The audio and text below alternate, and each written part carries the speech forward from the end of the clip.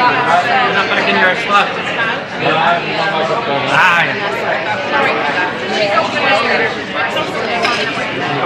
Warren went home. He's only here for the day. There for an hour or so. Anyway, yesterday was really good. Well, it's been a year since it's so high. Oh, yeah. Let's go.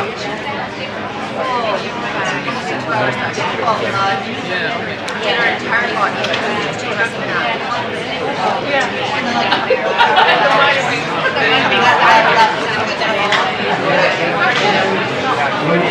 Would you go back to sleep for a moment, please? It's not a new mystery speaker, but a new guest. They will do Sean McGuire.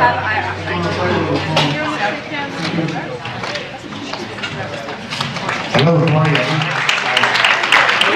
My name is Sean McGuire. I was asked to take up a little bit of the slack here before the main man, Mr. Devlin, comes on and does his talk.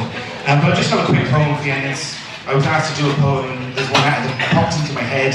It's called The War on Terror, and it goes like this.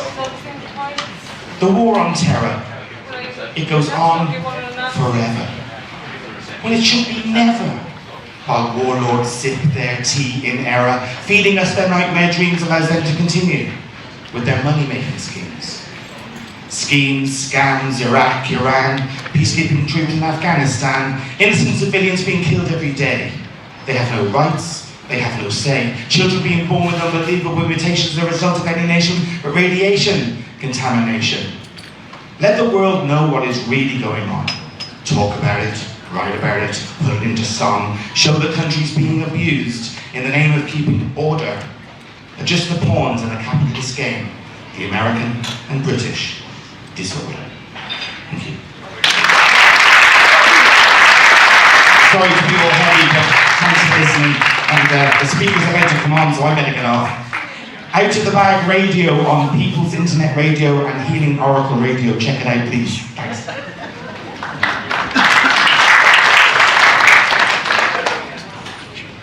The next speaker is Mark Devlin. He's an English club and radio DJ, he turned researcher and broadcaster. He's the author of 2 volumes of the book Musical Truth, which is still available out there as far as I know. Can you put your hands together? His presentation is called Music is Mind Control. Before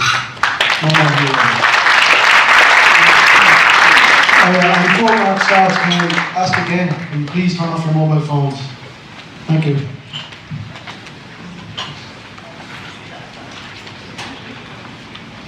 Cheers, John. Afternoon, folks. Good to be back at the second Open Minds Ireland. It takes more than a beast from the east to keep us down, right? Got there in the end.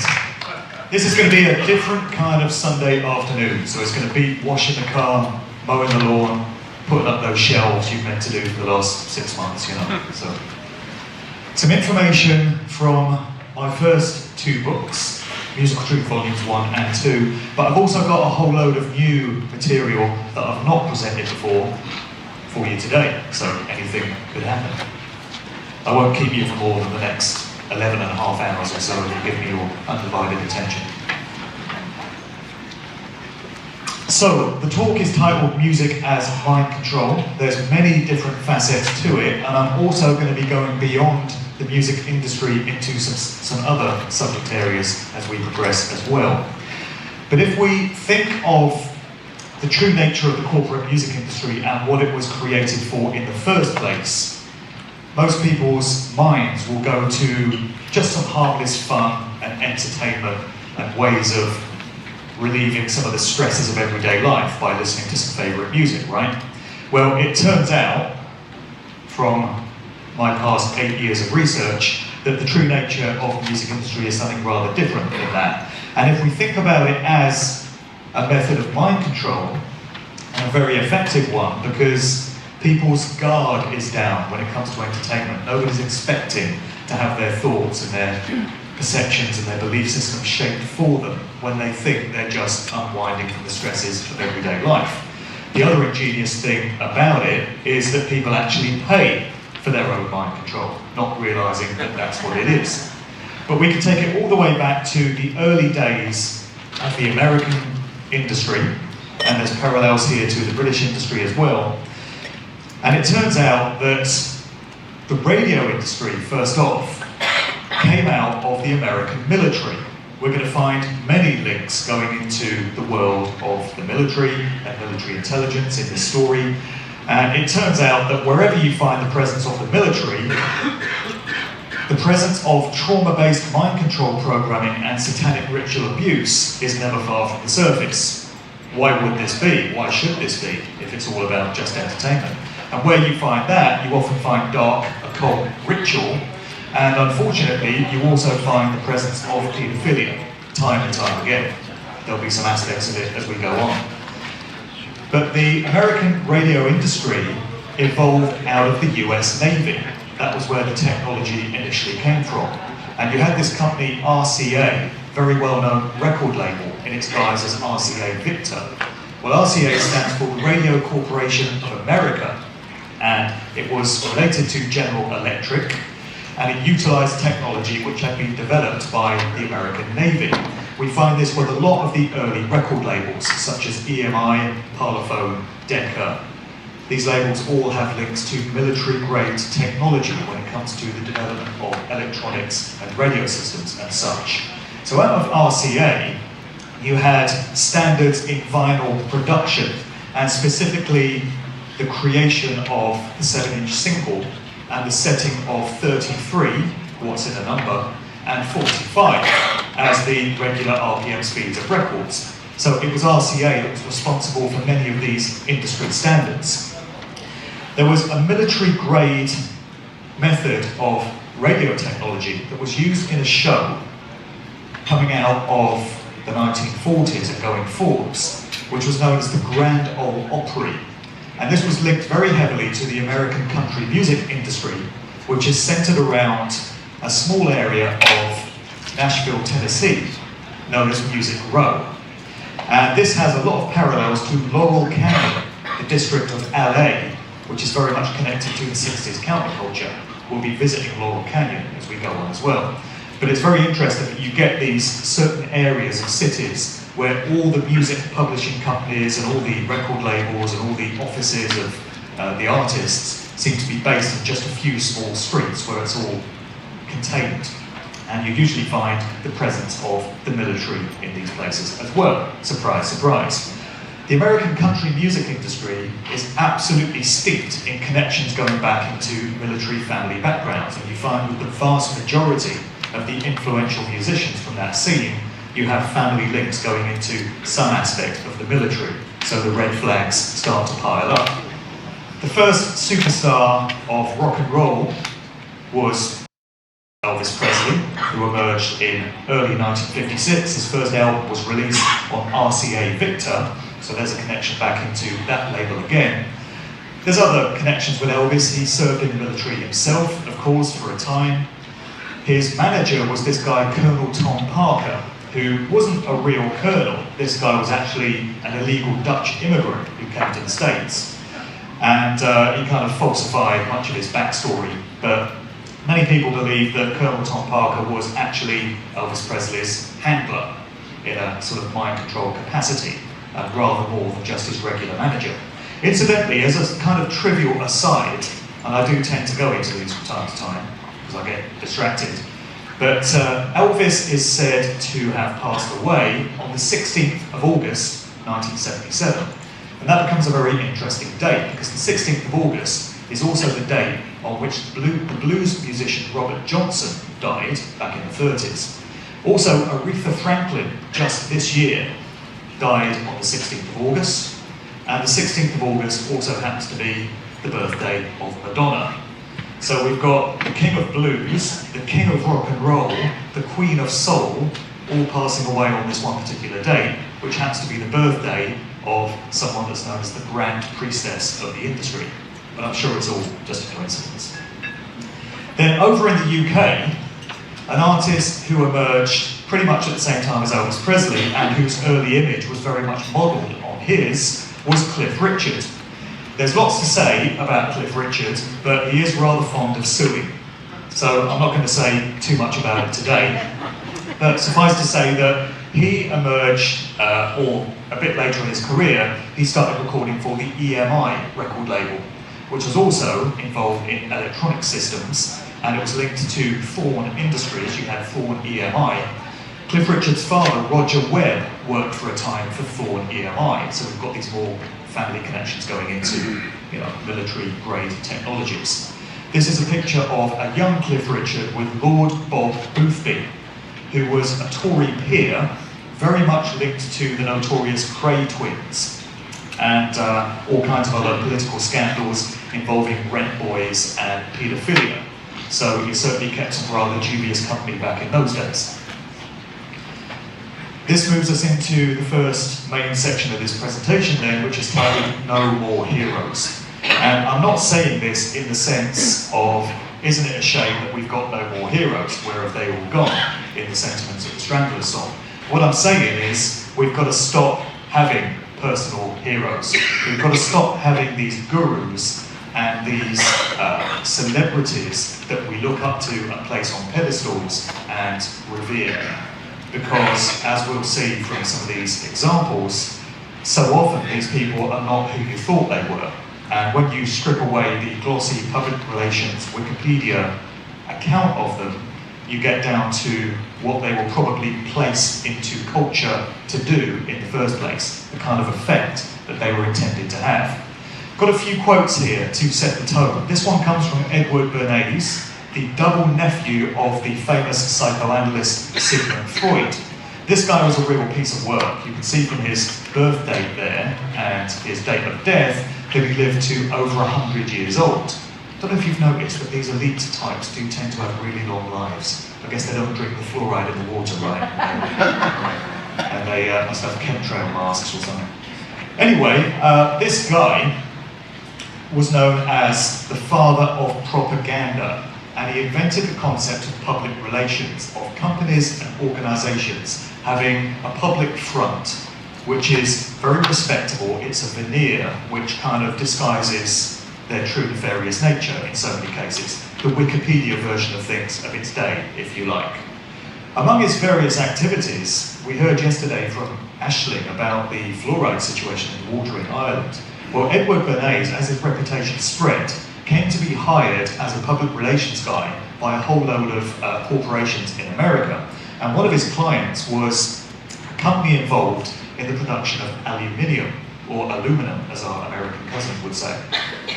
And a byproduct of the aluminium manufacturing industry is sodium fluoride, and it became a problem for the industry in knowing how to dispose of this stuff.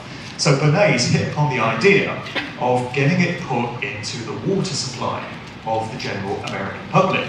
And in order to get this through, to get this accepted, he linked with a committee of dentists. He was very fond of doing this. He would get health professionals to support whatever notion he was putting forward, on the basis that the public tends to trust someone who comes with academic qualifications, letters after their name, that kind of thing. We've heard about this in a couple of other talks this weekend. So he allied himself with a bunch of dentists, and out came this myth that fluoride in the water is really good for dental cavities, and that's why we've got to have it, because it's going to prevent you from needing fillings. So that was presented as to the American public as a way of justifying fluoride in the water supplies, and of course that's been rolled out to many other countries since. One of his other jobs was he was hired by a bacon manufacturing company, and they wanted to know how they could increase sales of their products. And for this particular stunt, he allied himself with a bunch of doctors, and he got a whole load of doctors to sign this document and endorse the idea that starting your day with a meal of bacon and eggs was the best way of setting yourself up for the challenges of what lied ahead. So the idea was you got all the protein and nutrition you needed from bacon and eggs, which wasn't a staple part of the American diet at that time, but it became adopted as so, thanks to the work of Bernays. He was also instrumental in coercing the American public into supporting military intervention in World War I and II. So he really was quite a piece of work. Another very useful quote here to bring us into this subject area comes from Rod Serling, the creator of the Twilight Zone TV show, where in one episode he said, the tools of conquest do not necessarily come with bombs and explosions and fallout. There are weapons that are simply thoughts, attitudes, prejudices. And that very much echoes what Bernays had to say in the opening page of his book Propaganda from 1928, where he said, we are governed, our minds are moulded, our tastes formed, our ideas suggested, largely by men we've never heard of. He's saying basically, your thoughts are not your own. You think that your belief systems and your perceptions and your values have been formulated by you applying your own critical thought to a situation based on information that you've received, through culture. But in so many cases, these very thoughts and perceptions would have been shaped for you by men whose names you've never heard. And it's been going on forever. Here's someone else who was very much in a position to know what he was talking about, Aldous Huxley, eugenicist, author of Brave New World. The Huxley family have been involved in the social engineering of society for many, many decades. This guy said, sooner or later you have to bring in an element of persuasion, an element of getting people to consent to what is happening to them. If you can get people to consent to the state of affairs in which they're living, then you have a much more easily controllable society than you would if you were relying wholly on clubs and firing squads and concentration camps. So it was realised some time ago that a far better way of coercing a society to go down a particular road that you want it to, and to shape and mould a society according to your agendas, is to do it under the radar, to do it covertly so that people don't realise it's happening. Entertainment, of course, is a great way of doing this, but thought entrainment is another way of getting it done. And those quotes from Huxley were very much echoed by this guy, a former KGB agent coming out of the Cold War era in Soviet Russia by the name of Yuri Bezmenov.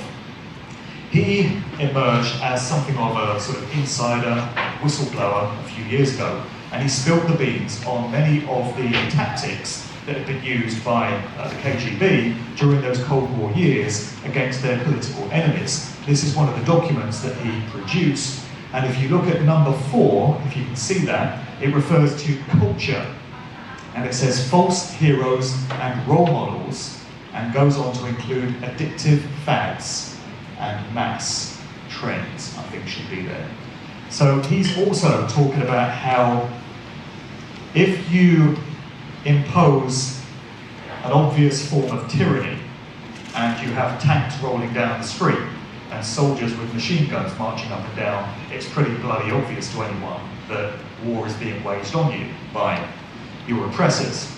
But if you do all of this by some very sly and covert means so that people don't realise it's happening, then you can get far better results. And these methods have been working for a very long time.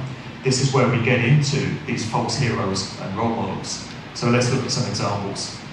A really good one to always start with would be Jim Morrison, lead singer of The Doors. Now, Jim Morrison is primarily thought of as this larger-than-life iconic rock god who emerged during the counterculture era of the 60s, and he was the voice for the youthful generation of that time. He personified all the angst and all the rebellion that was present among young people in those times toward the Vietnam War and all these social changes that were happening in America. But Jim Morrison, in fact, was an actor. And Jim Morrison, the iconic rock god, would appear to have been one of his roles. Very early on, in 1964, there exists a promotional film for the University of Florida, where we get a young, clean-cut, collegiate-looking Jim Morrison appearing in this propaganda video, encouraging students to enlist in the University of Florida. You can get this video on YouTube, and he looks very different there to the way he did when he emerged as this larger-than-life rock god. Then, of course, we get into this very famous and well-told story of who Jim Morrison's dad was. And this ties in very synchronistically with Andy Thomas's presentation of earlier today and yesterday, where he made reference to the Gulf of Tonkin incident, which springboarded America into the Vietnam War. It turns out that the naval commander in control of the fleet of ships involved in that incident that Andy talked about was none other than Jim Morrison's dad. Here he is on the right, Admiral George Stephen Morrison, and here's a young Jim on the bridge of his warship in San Diego in early 1964 before it had been sent out for military action in that event. So there's the Admiral again. So how do we reconcile Jim Morrison, the larger-than-life iconic rock god, who apparently stands for anti-war, anti-establishment sentiments, with the fact that his dad was highly instrumental in starting the Vietnam War and embroiling America in that whole situation, which resulted in the deaths and sufferings of untold millions of people. The only way you can make sense of it, unless you're going to chalk it up as coincidence, just one of those things, is to acknowledge that many of these people that are inserted into popular culture are actors and they're given roles, and so much of it is down to the families that they come out of, and again we're into connections back into the military everywhere you look. Here's a great quote from Joe Atwill. He's an author and researcher. He's credited with coining the term lifetime actor. We're going to get into lifetime actors shortly as well. He did a series of radio shows with Jan Irvin called Unspun on Gnostic Media a while back. These two have since fallen out and they don't speak to each other anymore, but that's another story. In this one particular episode, he made this great quote which really sums up the dynamic that we're talking about here, where he said, Jim Morrison and the Doors, you've got the son of the Admiral who led the false flag fake attack in the Gulf of Tonkin that started the Vietnam War. Who is this guy? He comes out of nowhere. He's very attractive and he has this appetite for LSD. And because he's a music idol, he influences people. But imagine if he'd come out and said, you know, I'm just the son of military intelligence and they've told me they want to have people take drugs, so please take drugs. You know, it wouldn't really have worked as effectively that way. But if you can set somebody up as an icon and a hero who commands the respect and the attention of untold millions, and who are therefore likely to emulate the behaviours and the thoughts and belief systems of their hero, then you've got a much more effective way of cultivating the kind of public opinion that you want to achieve. Blame it on the bloodlines. So, genealogy, ancestry, families that many of these actors come out of. We're getting into the work of the brilliant Dave McGowan, author, researcher, who sadly passed away getting on for 3 years ago now, 22nd of November, interesting date, in 2015. But he left behind an incredible body of work which was so revelatory. And his masterwork was this book, Weird Scenes Inside the Canyon, which came out in 2014. In this book, he delves into the family backgrounds of pretty much all of the prominent musicians who came out of Laurel Canyon, this one small neighborhood within Los Angeles in those very important counterculture days of the mid to late 1960s. And through some very thorough and tenacious digging, he came up with some very revealing things about so many of these musicians. We can look at just a few examples here. Sorry this is a bit wordy, but you know it really makes the point. So David Crosby, Graham Nash, Stephen Stills, and virtually all the other key players from the LC crowd, Ed McGowan, have military backgrounds. Then we can get into Grant Parsons, who was part of the Flying Burrito Brothers, he was in the Byrds for a time. Connections there to Cuban expatriate groups in Florida and plans to overthrow the Castro regime, with the obvious suggestions of the CIA background that such a link brings. Then we get into Mamas and Papas star John Phillips. He was the father of John Phillips was a career Marine Corps officer, and his mother, sister, and first wife were all career employees of the Defense Department at the Pentagon. Then we find out that John Phillips's first wife, Susie Adams, was a direct descendant of John Adams, America's second president. And Phillips himself had a military career being based at West Point. What are the chances of a rock musician being linked by marriage to the descendant of a former American president just by chance? And for anyone that's going to say, well, you would expect to find a few military backgrounds in the families of these musicians at the time, because it was the 1960s and they had the military draft and all of that.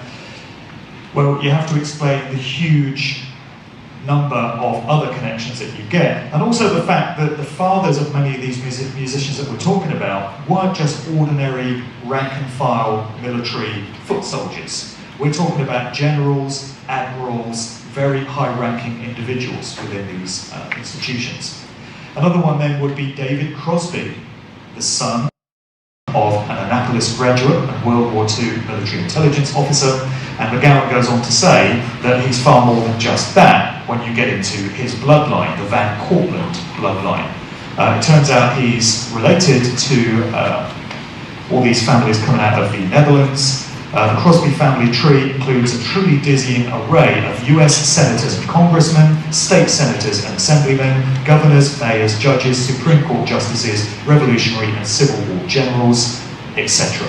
And he adds that there are more than a few Masons in the mix as well. Why would that even be a surprise? So time and time again we find these links, and the whole Laurel Canyon scene is quite fascinating in terms of a master study of culture creation and how that whole thing gets done, because it tied in with the whole hippie dream and the flower power movement of the 60s, and that swept up untold millions of young people at the time into believing that it was genuine rebellion against the system, and that the rock musicians that were put up there as the poster children of this scene represented genuine opposition to the ruling class of the time. But when you factor in all these connections going into the military, the CIA, other intel services, the government, the Pentagon, the White House, it starts to present a rather different story. See, I would have expected the fathers of musicians, for the most part, to have had blue-collar working class jobs. Right? Is that unreasonable? I would expect to find labourers, dockers, miners, lorry drivers, construction workers, this kind of thing. But you never find that. What you find is senators, congressmen, lecturers, career military officers, time and time again. And this happens genre after genre as well. Nobody need think it's restricted to just the counterculture scene of the 60s. So we can fast forward a bit to the punk and new wave movement, coming out of the late 1970s, going into the 80s, in both Britain and America. And we find some interesting links there as well. I've detailed many of these in Musical Truth Volume 2. There's a whole chapter going into family backgrounds of prominent punk musicians. That whole movement would appear to have been just as corrupted as the one that came before it, in terms of where all these people came from. One group to look at is the Talking Heads. These are the members of Talking Heads here, and there was a side project of Talking Heads known as the Tom Tom Club, and that was made up of Chris Frantz over there on the left, and below him Tina Weymouth. There were a husband and wife couple within those two groups. Well, it becomes very interesting to look into the family background of Tina Weymouth then, and what we find is that her brother Young, who was a Harvard graduate, what else, turns out to have been involved in the Grand Louvre project in Paris as an architect, which involved the placement of the iconic glass pyramid. Symbolism much? He also designed the Salvador Dali Museum and the National Gallery of Art in Washington, D.C. Red flags starting to pile up again. Then we look at their father, Ralph Weymouth. He was a Vice Admiral of the US Navy. Here we go again. Also a master of the Freemason Grand Lodge of Maine. Their great-grandfather was Anatoly Nebraz, known as the Bard of Brittany. He was a folklore poet and a lecturer at Harvard and Yale. Anatoly married Mabel Davidson, the sister to Henry Pomeroy Davidson, bringing a link to the Yale University Secret Society's Skull and Bones. Then we find links also to the J.P. Morgan banking monolith, the Astor Place Bank, and the creation of the Federal Reserve System, including the notorious 1910 meeting at Jekyll Island, which kicked the whole thing off. So how many connections do you want coming from the family of a prominent punk and new wave band? These are not connections that you would reasonably expect to find, I would suggest, unless there's something going on here. Moving on to this group called Coven. They emerged during that psychedelic era of the late 1960s, and they made no bones about what they represented. They were basically a Satanist band, and their activities were steeped in black magic and dark occult ritual, as we can see here from the cover of their album, Witchcraft Destroys. Can't read it now. Destroys minds and reaps souls. Yeah, charming album. I play it to the kids every weekend. It's lovely. And you can see various characters in the background throwing out the devil horns here. This very familiar hand signal that we see from time to time, just to let you know where they come from. The front woman of that group goes by the name of Esther Dawson, known as Jinx. Jinx Dawson is her artist name. Here she is with some delightful paraphernalia around her. And if we want to know a bit about where she came from, well, there's no need for baseless speculation, and you don't even need to go digging very far to find out, because in her own words, in an interview that she gave, she revealed, "I am of the Mayflower Society, a direct descendant of John Howland, the 13th signatory to the Mayflower Compact. Members of my family were also active in Freemasonry." Surely not. "My father was a 33rd degree Scottish Rite Mason. My grandfather, a former Lieutenant Governor of Indiana, was High Priest of the Royal Archmasons. My great-grandfather was in the private circle of US President Teddy Roosevelt, and were listed in the book The First Families of America, so I'm steeped in American Illuminati." There it is, straight from the horse's mouth. She's telling you where she came from. On the website to the band Tool, you find a biography which talks about Danny Carey, the drummer in that group. And right there on their promotional website, they state, "Relatively normal, an element of mystery was added to Danny's childhood when one day he spied his father with a large sword conducting a Masonic ritual." You know, like you do. I'm sure we've all been there. Danny would later notice himself performing similar movements when he began playing drums at the age of 13. The resulting rhythm and gateway summoned a demon that is contained within the lodge that's been delivering short parables similar to passages within the Book of Lies. Danny recommends, as a device of protection and containment, a thorough study and utilization of the underlying geometry of the Temple of Solomon for anyone purchasing their next record. So this appears to be a direct admission of the fact that spells and hexes can be cast through music that's put out there into the general public. This is far from the only telling of this story that we have as well. In my previous presentations, I've mentioned a guy by the name of John Todd, who also went by the name of Lance Collins, and he came from a long-running bloodline of occultists and witches, the Collins family. He worked in the American record industry in the 1970s, and there's a very famous monologue of his, which you can get on YouTube, where he's talking about the routine practice that record companies employed in the 1960s and 70s in America, where they would bring in a coven of witches, this is in his words, to a temple room, which all the major record labels had at the time. And this group of witches would cast a hex or a spell onto the master tape recording of any new album that that record company wanted to put out into the general public.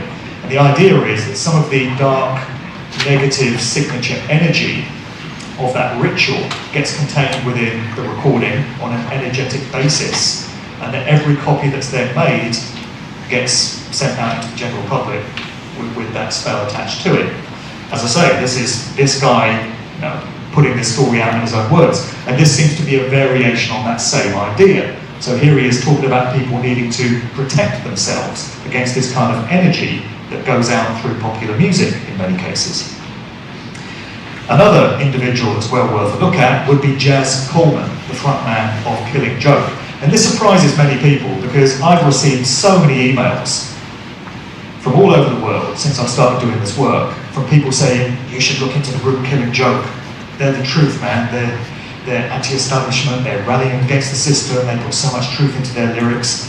Well, when you listen to many of their tracks, when you can make out the vocals, because I find that they're absolutely drowned out by all the instrumentation, but yeah, on the surface it would appear that this is a group that has some meaningful messages to impart. But unfortunately, I've identified a tactic which I refer to in my new book as the Disarmament Tactic. And the way this works is you have a group which is very much connected to one of these major record labels, so they're doing the bidding of the control system basically. They would not have been given that voice, they would not have been given that kind of prominent position if they weren't doing some kind of work for the controlling forces behind the industry. So part of the disarmament involves these groups appearing as if they're on our side and sounding in what they say through interviews and in lyrics as if they represent our interests and they're rallying against these controlling forces. There's an interview that Jazz Coleman did backstage at a festival where he's slagging off Bono and Bob Geldof, which is not a bad thing to do, I'm sure many of us will agree, but he just doesn't sound convincing. He's slouched down in the chair. He's talking about what a sellout Bono is, New World Order bad man and all this. But he just sounds like he's reciting a script. There's no passion, there's no zeal behind anything that he says. And it just smacks to me of him having rehearsed this routine to appear to be on the side of the general public. So we can look into some of his background, and again, through his own words, given in an interview, we get, my great-great-great-grandfather was Mangal Pandey, who led the insurrection against the British in 1857 and is revered in Mother India, this guy is Indian, as one of the great nationalists. Then there's B.N. Pandey, who wrote The Breakup of British India and was very close to Gandhi. My grandfather was in the 1962 war with China. So what are the chances, again, of that being the background of just some regular musician that came up through the ranks in an organic grassroots kind of way, versus this being an individual that has been placed into culture, inserted into the scene, because he's a tried and trusted individual that can be relied upon to adhere to agendas, all the while putting people off their guard by appearing to be on their side. Elsewhere in this interview, Jazz Coleman talks about how when he was 4 years old, his parents told him that he was going to be a prominent musician. He states that it had been decided that at 4 years of age he was going to be trained in that regard, and he was eventually going to be put out there as a musician. And I think this is probably the case with so many of these lifetime actors. Some of them are groomed for a lifetime in music. It's decided that some are going to be actors, so they get inserted into the Hollywood film industry. Some of them are going to be politicians, so they get trained up in that way. They just have these different roles waiting for these individuals to be inserted into, and so often it's down to the families that they come out of. Another example, Dave Grohl of the Foo Fighters, and formerly involved with Nirvana in the Kurt Cobain years. So his father, James Harper Grohl, worked in politics, surprise, surprise, as an assistant to Robert A. Taft Jr. His father was William Howard Taft, the 27th President of the United States. And his father, Alphonso Taft, was a founder of the Skull and Bones Occult Secret Society coming out of Yale University. Now you know a bit more about where Dave Grohl came from. I've just put this one in as an interesting aside. This is a story that emerged a few weeks ago where Dave Grohl was in a restaurant with an entourage and the bill came, and it was $333. And Dave, being a generous kind of fellow, decided to round it up to $666. So he gave a tip of $333. Interesting numbers, I'm sure you'd agree. And one more example, I love telling this story, it's been told many times, but it never gets boring. The Copeland family held a very influential role within the development of the punk and new wave scene that we mentioned just now. So, the patriarch of this family was a guy by the name of Miles Copeland Sr., and he was a career CIA officer. He worked for the agency for many decades, he had postings all over the world, and his sons, who we see here, were born in Beirut, Lebanon, where he had one of his postings. So he had these three sons. On the left there, you've got Ian Copeland.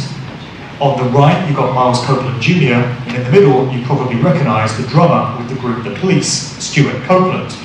So the Copeland family managed many of the big influential bands coming out of that scene. They had a record label, they had a concert booking agency. Miles Copeland Jr. Was an executive on an MTV show during that channel's early years, where he would only play videos by those artists that were signed to his roster. So he had an incredible amount of power and influence over the scene. The interesting thing about their organisations is that they had a kind of holding company for their various activities, which was known as Copeland International Artists, the initials for which are CIA.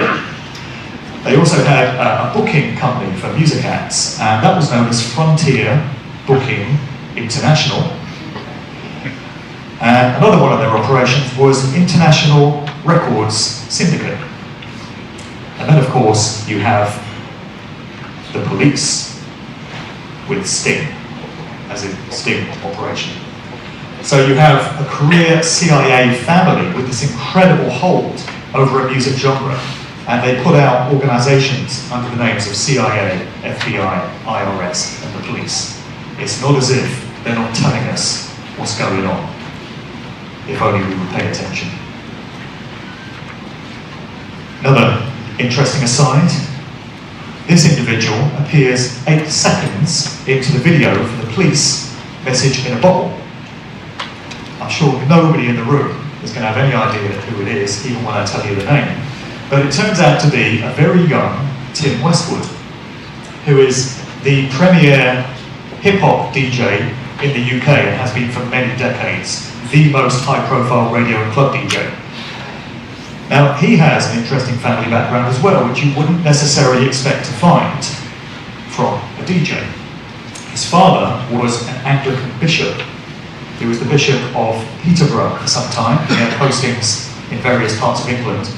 Westwood himself attended Norwich School, a very expensive and exclusive public school, and previous students there included Lord Admiral Nelson, among others.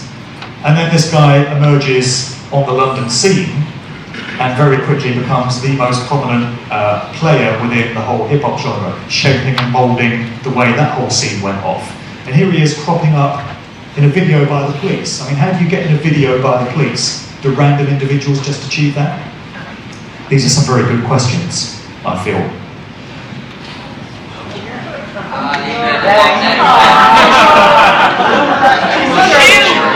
When you throw the eggs and the rotten tomatoes, can you make sure they go this way, please? Ed Sheeran. It is because he's ginger, I'll be honest.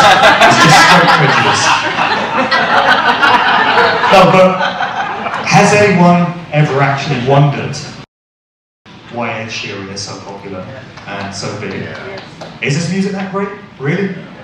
I mean, I don't get enthusiastic about much contemporary music these days, but to my ears it's rather bland, rather vacuous, nothing special there. So why is it that he's become so popular and so influential? And he's all over the bloody radio. Well, could it possibly be because of who Dad is? I don't know, let's take a look. So from his dad's own website, johnsheeran.com, in the second paragraph we learn in 1998, John curated the official 50th birthday exhibition of the Prince of Wales, aka Prince Charles, at Hampton Court Palace. In 2000, he curated Our World in the year 2000, the United Nations Millennium Exhibition. So we find Dad has connections to the royal family and the United Nations, and now you know why the son, Ed, is all over the bloody radio and everyone's heard of him. Turns out, through some research by that paragon of truth and virtue, the Daily Mirror, that Ed Sheeran is also related to Gordon Burns. I don't know how many people remember him, but he was a quiz show host, or he's the host of a show called The Krypton Factor in the UK in the 1970s. So these two turn out to be related. So it's all very incestuous, and it very much reinforces the idea that you don't get to become a prominent and influential musician, or actor, or television presenter, or DJ, trust me, I know that one, unless you come from the right sort of backgrounds, or we have the right kind of connections. We have this myth perpetuated the whole time, that if you want to become rich and famous and successful, all you have to do is work really hard, cross your fingers for good luck, and one day you might get discovered. When Barack Obama was elected as American president the other year, you heard many black people in America saying, at last, now anyone can be president. Look, a black man in the White House. Well, it doesn't work like that. Anyone can't be president. Anyone can't be that influential, popular musician. And to be quite honest, why would you want to be? As George Carlin so astutely stated, it's a big club and you ain't in it. And that's exactly where you want to remain. Just a final one in this section. We're back to our old mate Aldous Huxley, who we encountered earlier. So there's a reference in my new book to Joe Meek, who was a very influential producer of British music in the late 1950s and early 60s. One of the groups on his roster was the Tornadoes, best known for their song Telstar. And one of the band members was a guy by the name of Rob Huxley. Interesting name.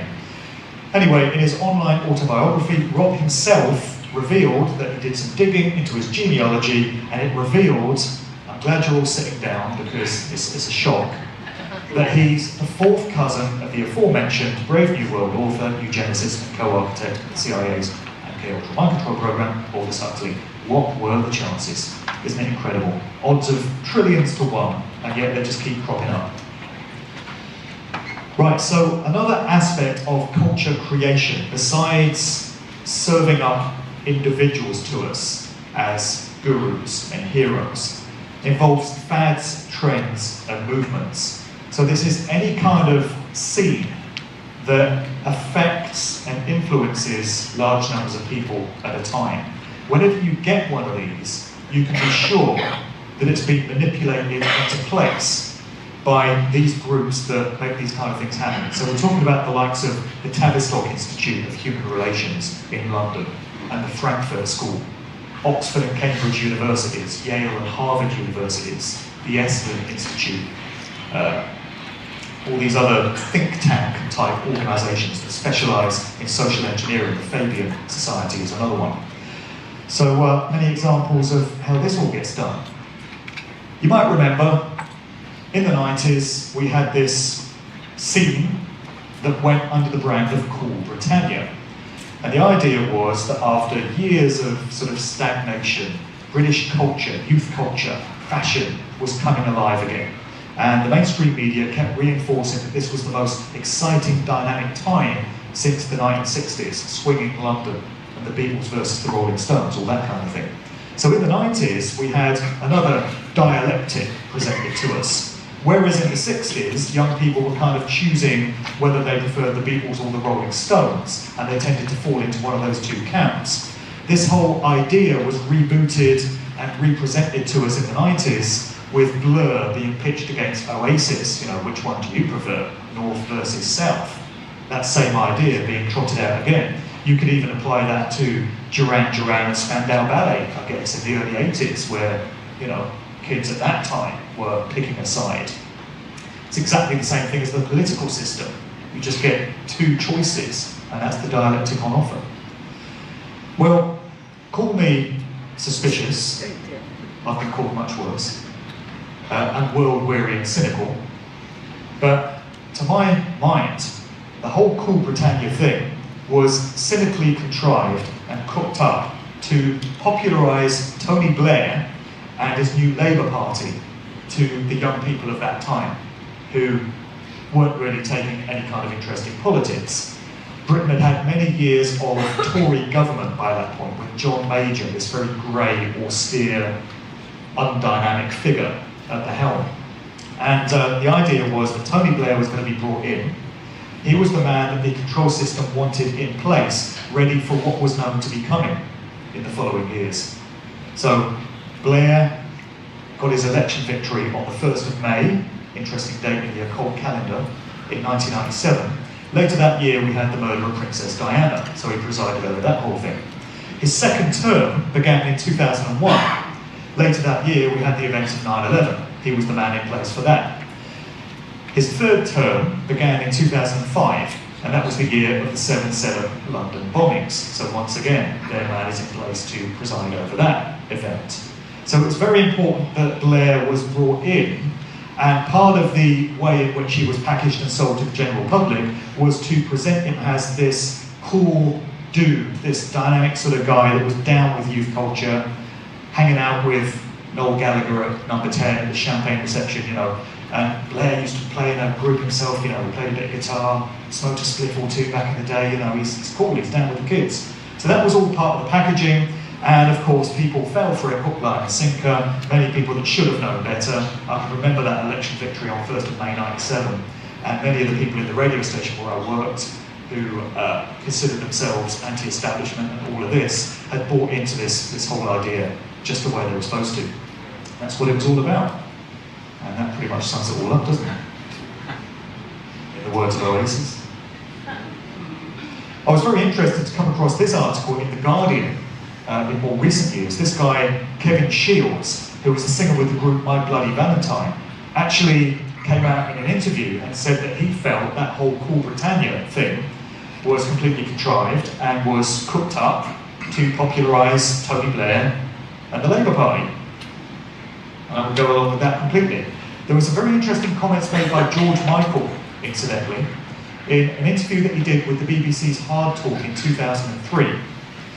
The interviewer is trying to goad George Michael on to say something about politics. And the interviewer implies that George Michael was a part of that whole Cool Britannia thing and he had bought into the hype. And George Michael, to his great credit, says, you know, Cool Britannia to me was a load of old bollocks. And it was obviously just created and put out there for political agendas. That's a really great interview, actually, which you can get on YouTube. George Michael is really speaking from the heart, I feel, and really going off script and saying stuff that artists aren't really expected to say in interviews. Whether that has any connection to him turning up dead in very strange circumstances on Christmas Day 2016, I couldn't say. But he certainly strikes me as that rarest of things, you know, a prominent music artist that actually speaks out and drops some truth bombs. Prince is another one that did a bit of that, and so did Michael Jackson. And isn't it interesting that it ended the same way for all of them? And here's an interesting picture, while we're on the subject of Oasis, of Liam Gallagher hanging out with a certain individual and flashing up a certain hand sign. Does that tell us a little bit more about where this group really came from and where their true agendas lie? You judge a man by the company he keeps, right? So fads, trends and movements, it involves anything that comes with a slogan and a hashtag and a t-shirt. So unfortunately things like Me Too, which appears to be this organic sort of movement of people that have been sexually abused, speaking out and having their voice. But it absolutely smacks of coming straight out of the social engineers' toolbox. Then you have things like the Ice Bucket Challenge of a few years ago, where you had hundreds of thousands of people around the world dousing themselves in buckets of cold ice water because some celebrity told them to do it. So you had all these videos on YouTube of a celebrity, and then they would nominate 3 other people to do it. And the whole thing spread like wildfire, it became viral. And you had members of the public emulating their celebrity heroes, thinking, oh, well, if they're going to chuck a bucket of water over their heads, I will as well. And then they nominate 3 of their friends to do it, and the whole thing just spreads like that. Well, I think very few people paused to question what that thing was all about. I'm sure there was some symbolic, ritualistic element to it in terms of people dousing themselves. I can't say what it would be, but there's going to be a very good reason for why the social controllers wanted loads of people doing this. So people really need to start questioning why it is they're being coerced into certain activities, often by way of these celebrities. And then we had this gun rally earlier in the year, all part of the agenda in the United States to attempt to disarm the general population, ready for whatever is expected to be coming. And you get these celebrities that are wheeled out to these events and they just pop up wherever they're required. So here's Paul McCartney, whoever he may be, popping up at this anti-gun rally, and to my mind, I'm speculating, but just doing what he's told. He was told to be there, his face was needed to prop up this particular idea, and so there he was. We'll see some more examples of that. Lifetime actors then, and how that ties into this whole culture creation thing. So I mentioned it was a term that was coined by Joe Atwill, and a lifetime actor is somebody who we think of in one regard or another in terms of their public profile. So it can be a Hollywood actor, it can be a politician, it can be a television presenter, it can be a sports star, it can be a supermodel, it can be a rapper, it can be a blues musician, it can be a consciousness guru. Anyone who has household name status, whereby you could walk out into the street in Waterford today and stop the first passerby you see and say to them, have you heard of such and such, whoever this individual may be? If their answer is yes, then there's somebody that's been inserted into the culture, because you do not get to that kind of influential position without being placed there. So I'm not saying that everyone who achieves that kind of influence comes out of one of these important bloodline families. There are places reserved for those who show great talent and skill and promise, and whose activities get noticed by those that spot these things, and they're invited to come into the inner circle and be elevated to those positions. And these would be individuals that show themselves to be so hungry for success and fame and fortune that they're pretty much prepared to do anything for it, degrading their morals, degrading their humanity in order to achieve these positions. But anyway, these are lifetime actors. So we think of them in these terms. But again, when you do some digging into both family backgrounds and affiliations and associations, you come to discover what is probably the true reason for them being placed where they were, and why they've become these household names. So I mentioned consciousness gurus. Great example of one of these would be Dr. Timothy Leary, who was very much an icon of that 60s counterculture, flower power, LSD-laden scene that really changed American society so much at the time. He was a Harvard professor who was allegedly kicked out of his academic role because of his enthusiasm for psychedelics and encouraging his students to go on these trips on LSD and other kind of compounds. So he got adopted by the sort of flower power crowd as very much an iconic figure within that whole scene. Well, there's a very interesting documentary that you can get on YouTube, which dates from 1979. Sorry that picture's so bad, you can't really make it out from that. But what you've got is Dr. Timothy Leary sitting around with a bunch of his cronies, and it dates from 1979. They're all pretty much patting each other on the back at a job well done in having manipulated that whole 1960s scene and the youthful sort of zeitgeist at the time, and encouraging large numbers of people to take LSD. Timothy Leary was, it turns out, an asset of the CIA by his own admission. And there's multiple documentation, primary citations, which have come to light in recent years to prove that to a very large extent, that counterculture hippie scene was a project of the CIA. It was the agency that was responsible for putting out the vast amounts of LSD into the hippie communities of those times and distributing them at all the major music festivals. The CIA had an interest in large numbers of people tripping out in the mantra of the time, turn on, tune in, drop out.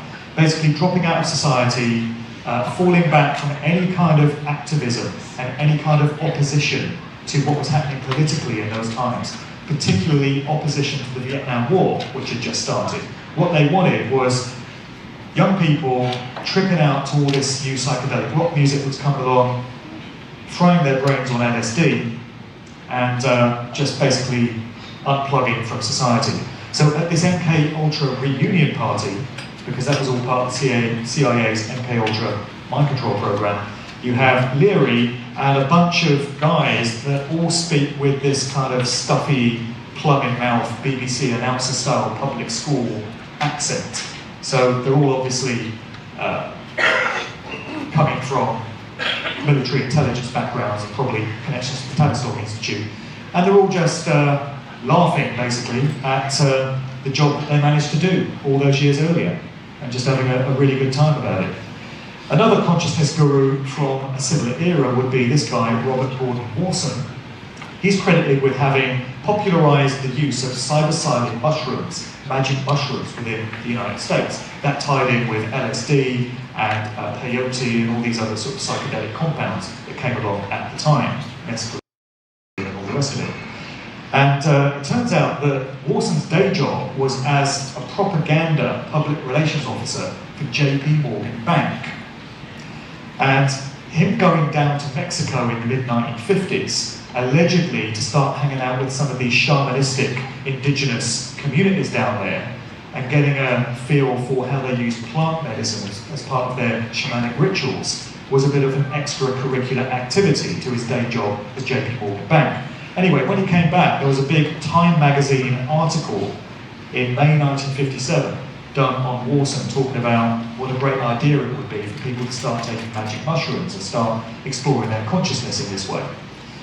Turns out that whole project was commissioned by the CIA under sub-project 58 of their MK Ultra program, and the pay requisition for Warson's visit to Mexico has since been turned up as a document that you can get on the internet to prove that Warson was within the employ of the CIA.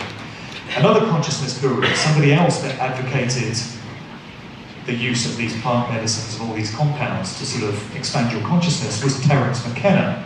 And we get some interesting quotes from him. We'll experience another one later, but this one comes from the Esalen Institute, very much connected to societal mind control, from 1994. In this quote, McKenna says, in 1971, I had a price on my head by the FBI. I was running out of money, I was at the end of my rope, and they recruited me and said, you know, with a mouth like yours, there's a place for you in our organisation. And I've worked in deep background positions, about which the less said the better. And then about 15 years ago, they shifted me into public relations, and I've been there to the present. Terence Mckenna passed away a good few years ago, but there's a very telling quote from him. Now this is from Jan Irvin, who I mentioned earlier. The reason I include this quote is because it really speaks to why many of us do this kind of research. It certainly explains why I do all this and what he had to say here.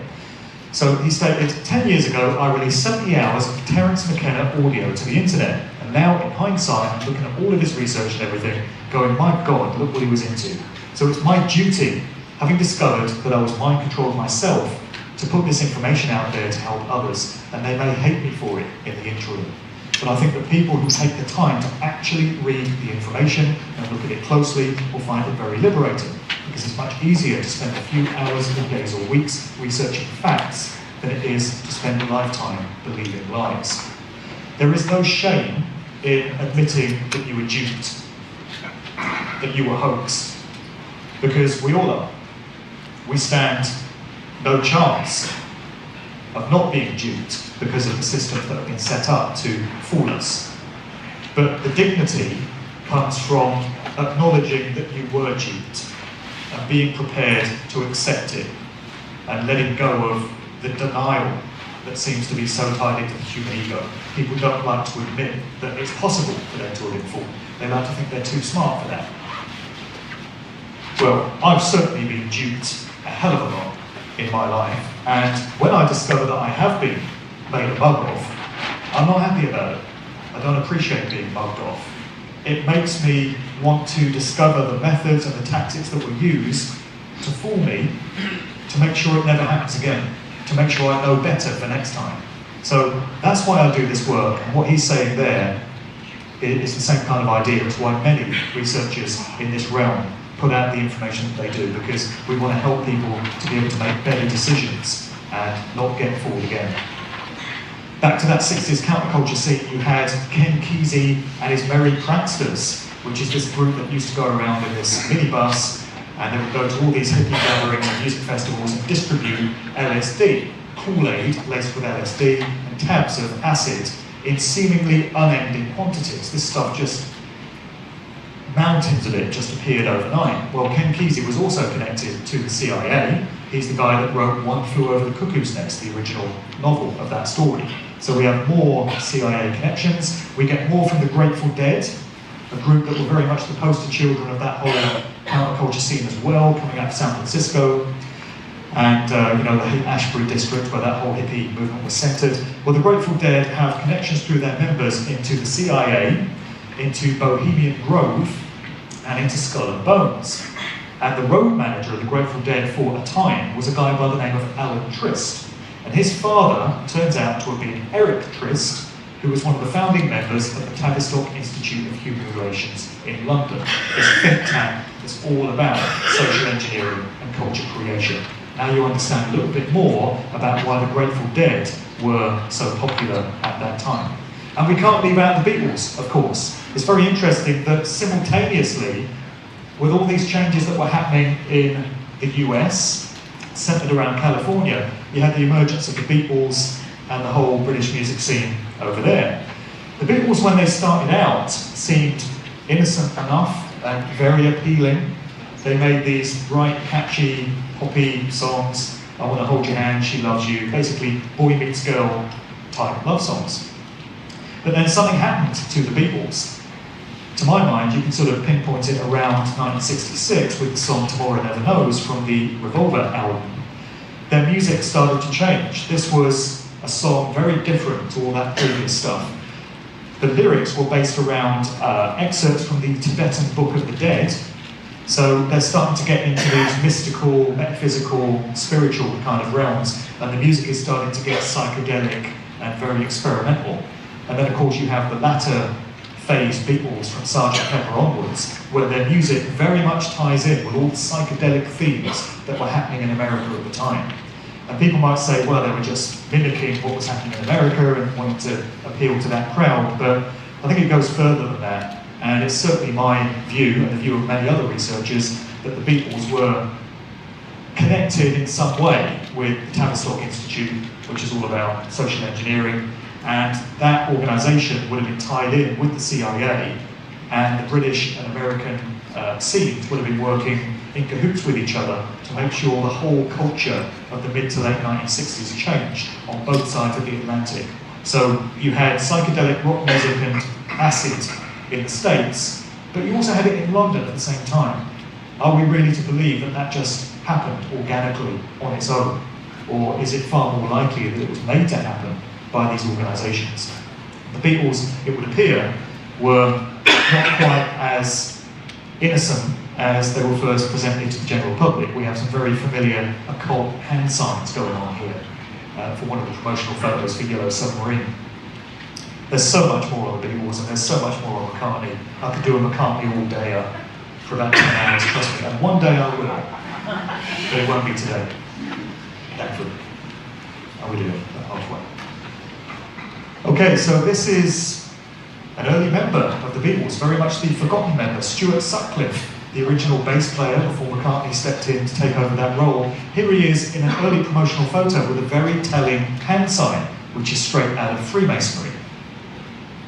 And another picture of Stuart Sutcliffe is a bit difficult to make out here, but what you have is he's behind this kind of metal gate, ornamental gate, and you have 3 spirals going on at the top, in the middle, and down the bottom there. And basically it's a rendering of this figure 666, which crops up time and time again in occult mystery school teachings and Freemasonry and other aspects of the music industry. 666 crops up like you just wouldn't believe. The contemporary rivals of the Beatles were the Rolling Stones. Here's Mick Jagger on stage doing his thing in an interesting pose, which is very reminiscent of that we get from the Baphomet, this iconic symbol very much linked to these occult groups that run the music industry, representing as above, so below, microcosms and macrocosms. One arm raised and one pointing downwards, which we get in this pose from Jagger. I met somebody at a conference a short while back who said that a friend of theirs once found themselves on a flight sitting next to Mick Jagger, and they got into conversation with him.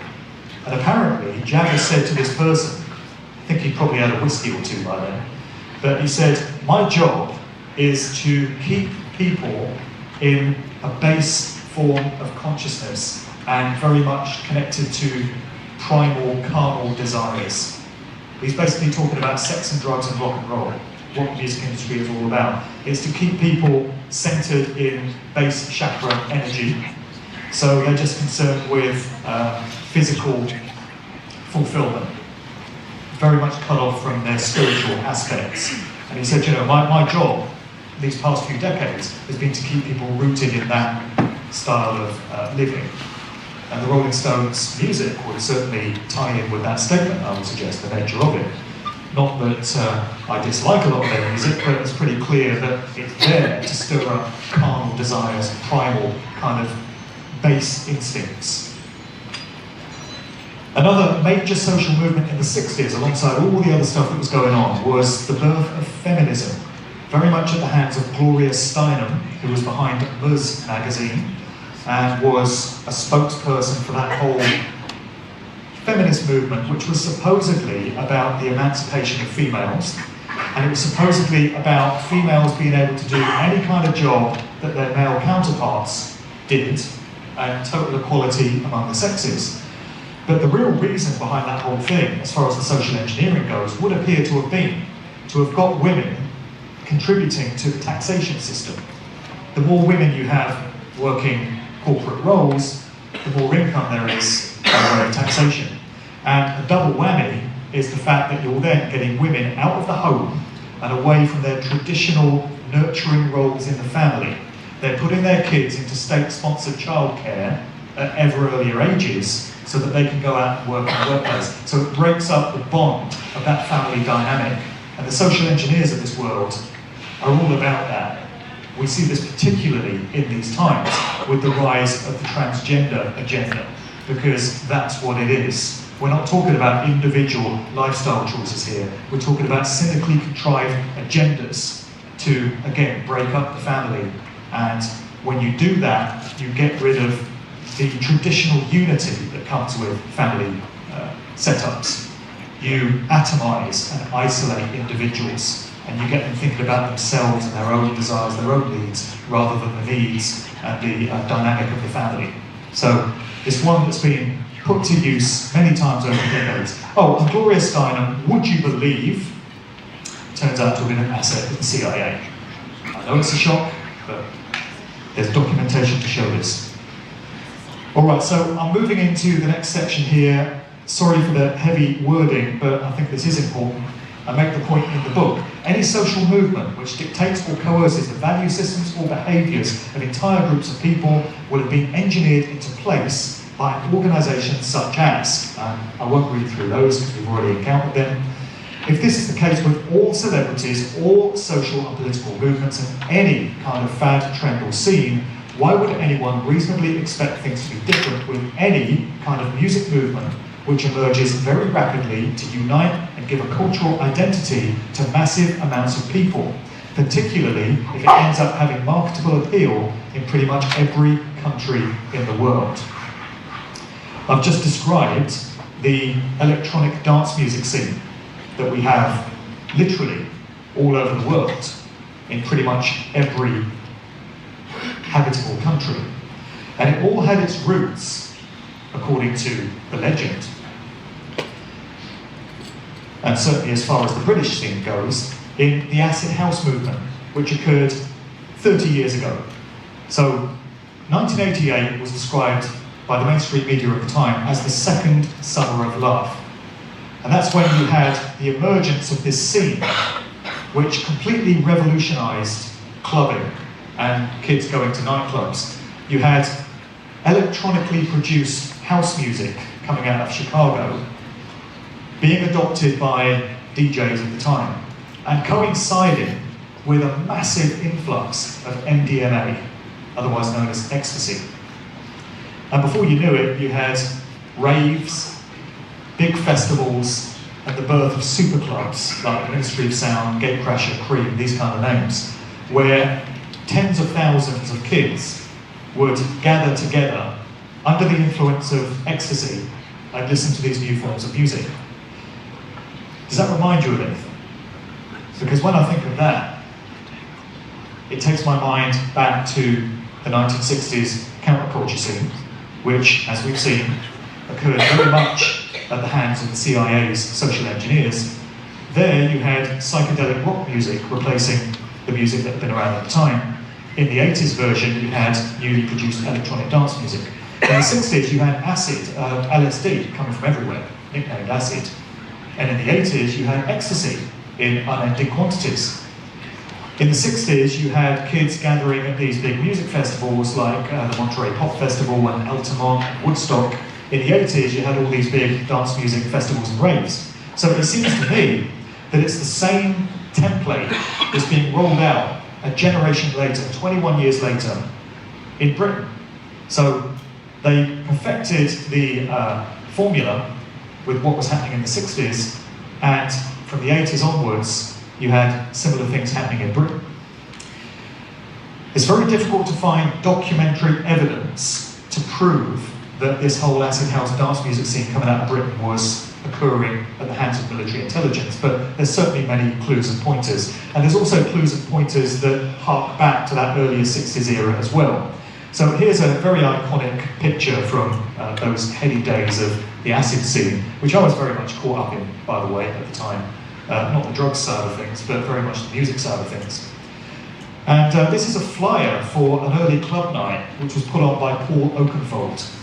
Very influential dance music DJ and producer. He's been rewarded very well for his efforts. He's one of the highest paid DJs and producers out there at the moment. This was one of his early flyers for this night Spectrum, which occurred in London. And you've got this bloodshot, sort of all-seeing eye design, which was lifted from an earlier poster by the Grateful Dead. And in the wording of the flyer, you've got the phrase, "Have you passed the acid test?" So acid became slang for ecstasy in the same way that it was for LSD earlier. And here we've got a phrase, a sort of mantra that was very much around in the 60s, being rolled out again in the 80s. Back to Terence Mckenna, and some very interesting quotes that he made in a lecture series in London that he delivered in 1992. He said, "With electronic culture, you can create shamans for the global planetary village. And this, to my mind, is the function that rock and roll played in the 60s and house music should play in the 90s. So here's someone who kind of straddled both those eras, pretty much stating that this new scene is like a rebirth of what had come before. And he's talking about the effects that occur when you have large numbers of young people gathered together in one place, listening to sound vibration and frequency through the music, and with their minds on chemical or psychedelics. The combined influence of that communal type situation where everyone's being exposed to these sound frequencies and also visual stimulants that you get at these events. What kind of effect does that have on the collective mindset of large numbers of people in that type of situation? So we're getting back to these ideas of primal states of consciousness and previous civilizations. Here's Moby, who is a very well-known dance music DJ and producer. He also happens to be a descendant of Herman Melville, who's the guy that wrote the Moby Dick novel, hence his nickname Moby. And the poor guy, here he is appearing on BBC 4's Can You Feel It? How Dance Music Conquered the World, just a few weeks ago, this documentary that was put out. And he's got arthritis in his hand, bless him, he just can't stop. He can't get out of this thing that he keeps doing. It's a shame. Anyway, a very telling comment from him. He said, quite poetically, "If we were sitting here 25,000 years ago, someone might ask, what do you think is compelling those people to bang on logs and dance around a fire while lights flicker in their eyes? You also just described modern dance culture. So an anthropologist could use those same terms to describe music and dancing and hedonism 20,000 years ago or 5 minutes ago." So he's saying that the modern dance music scene is a repackaging of something that's been present in human society since time immemorial.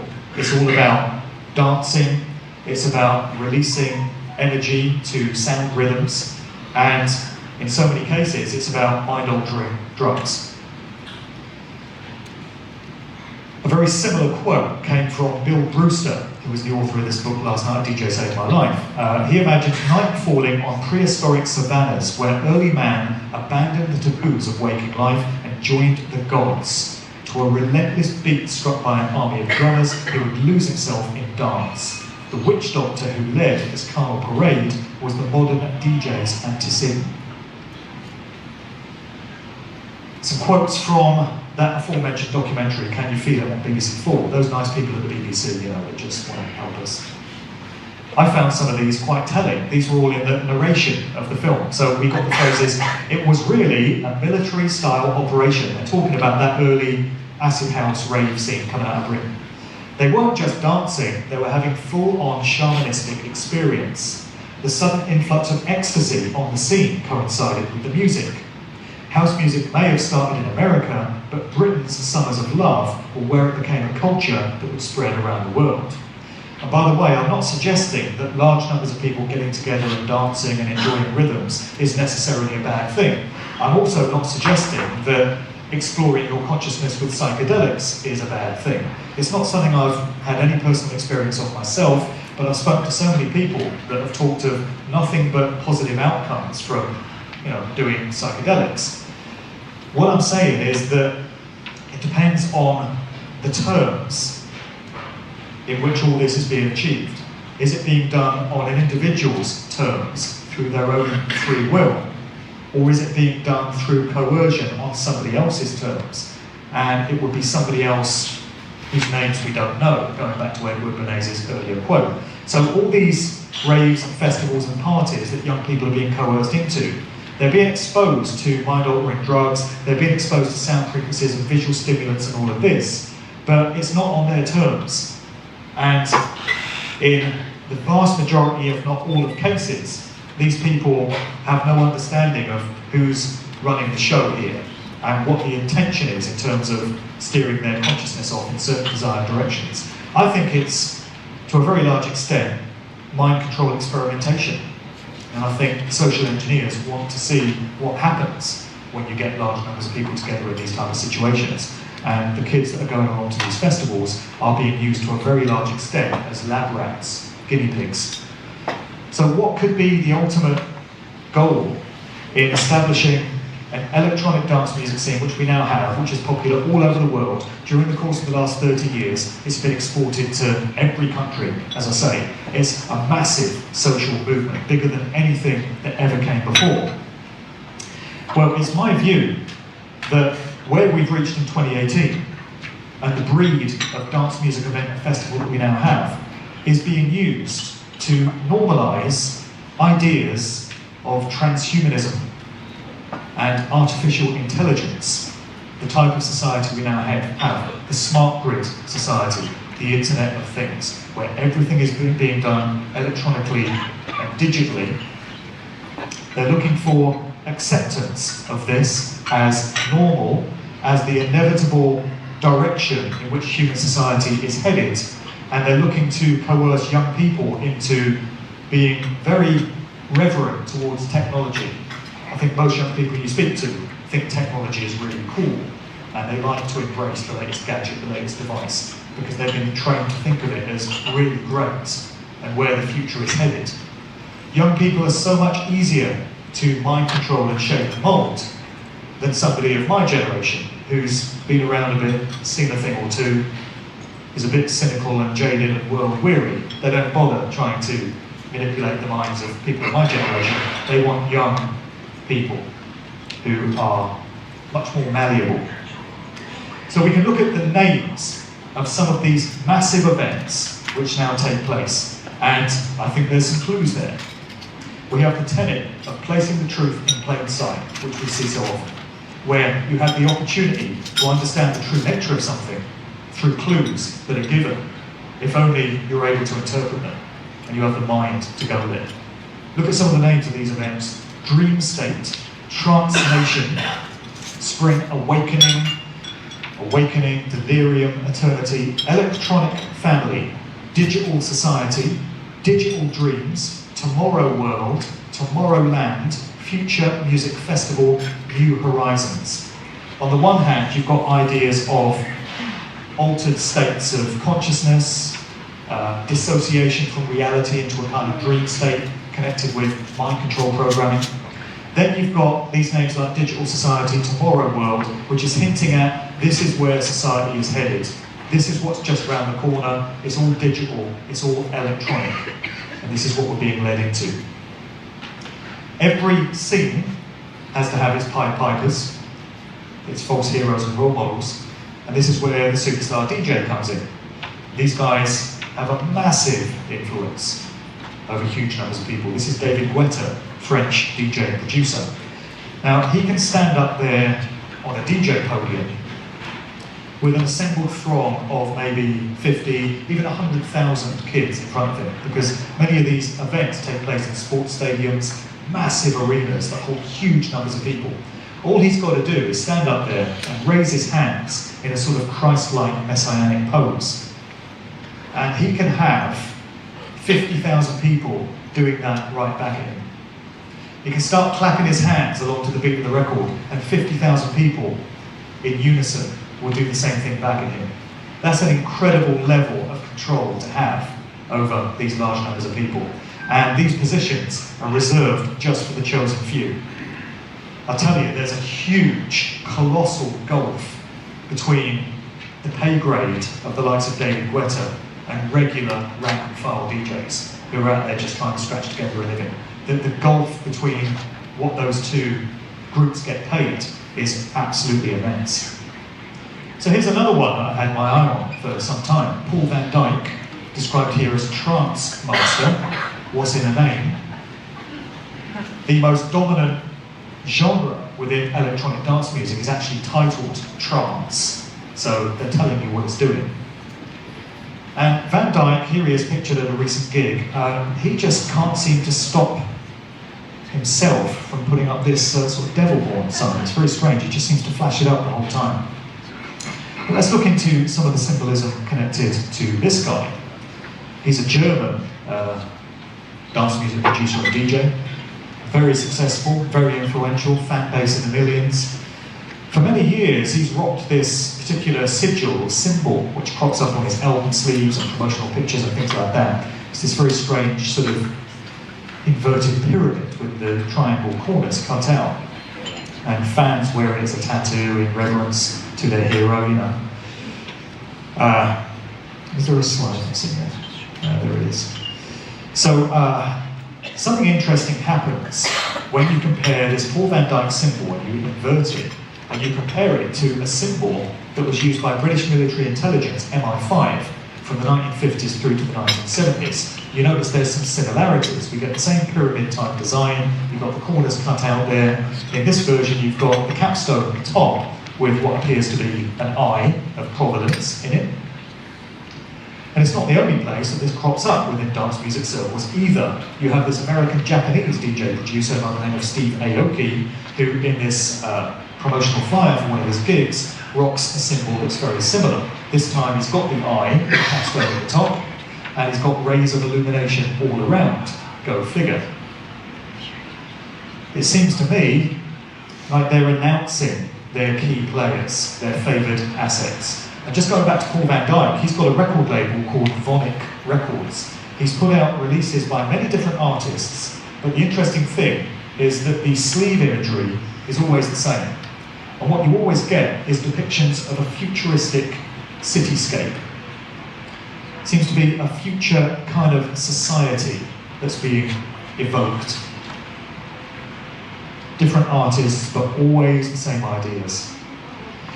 It all very much puts me in mind of this incredibly iconic movie that came out nearly 100 years ago, 1927, directed by Fritz Lang, called Metropolis.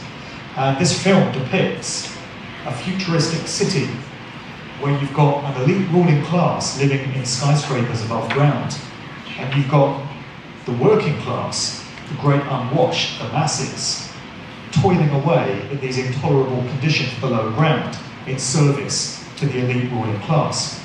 And the cityscape looks very sort of futuristic and very similar to what we saw on some of these sleeve designs here. So I think with this movie, there was knowledge nearly 100 years ago of the direction that the elite ruling class wanted to take society in.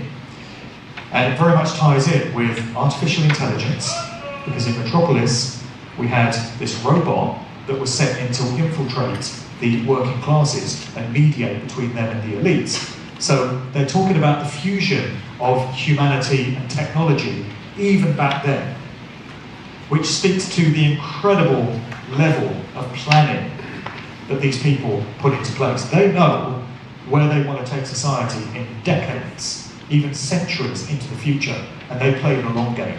And I think we got many clues in 1927 in Metropolis as to what was known to be coming. And they're putting the pieces of the puzzle in place very rapidly now in terms of where society is being taken. Artificial intelligence, the smart grid, Internet of Things. It's a very grave threat to humanity. I wasn't here for Friday's talk where the guy was talking about 5G and radiation and such, but I think this very much ties into what he had to say there in terms of things to be wary of. And the type of future that we're being led towards, because we're just not paying attention enough to what's going on. One bitter pill for me to swallow was coming across information to suggest that the hip-hop industry, of which I've been a part, I've been a DJ that's played hip-hop in clubs and on the radio, and it's an art form and a genre that was very close to my heart at one point, but it's become abundantly clear that it's completely controlled by these corporations now, and so many of the prominent artists are just doing the bidding of those that tell them what to do, as is the case with so many other genres. Why should it be any different within hip-hop, right? But a very painful thing to come to terms with earlier this year was when the revelations came 2 years ago of this guy, Afrika Bambaataa. At this point, I'd be very interested in a show of hands to see how many people have actually heard of Afrika Bambaataa. We were tracking George Maxwell a few years ago. Right. Called Living Dollars. Yeah, okay. George Maxwell was working. That's about a quarter of the audience. So I was just interested in that because Afrika Bambaataa is credited with being one of the pioneers of hip-hop culture. There are three names that constantly get put out there. Kool Herc, this pioneering DJ, Grandmaster Flash, who took turntablism to new levels, and this guy, Afrika Bambaataa. So you're kind of trained to think of these people as the leaders of that whole scene. And I'm just interested to know how many people had heard of him, because a couple of years ago we had revelations or accusations from a couple of guys who had formerly been members of the Universal Zulu Nation, which is this organisation that Bambaataa headed up.